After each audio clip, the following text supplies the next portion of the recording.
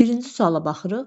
A nöqtəsinin B nöqtəsindən 1,5 dəfə az yüksəkliyə malik olduğu sxemi tapın. A nöqtəsi daha kiçikdir, B nöqtəsinə doğru hündürlük artır. Çünki deyir ki, B nöqtəsindən 1,5 dəfə azdır. Deməli, B nöqtəsi nəyə bərabərdir?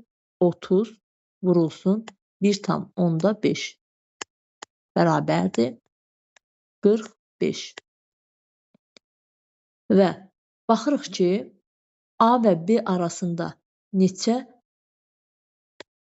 metr fərq var? 15 metr. Kəsmə yüksəkliyimiz də 5 metrdirsə, bir kəsmə yüksəkliyimiz 5 metrdirsə, deməli 3 kəsmə yüksəkliyimiz var.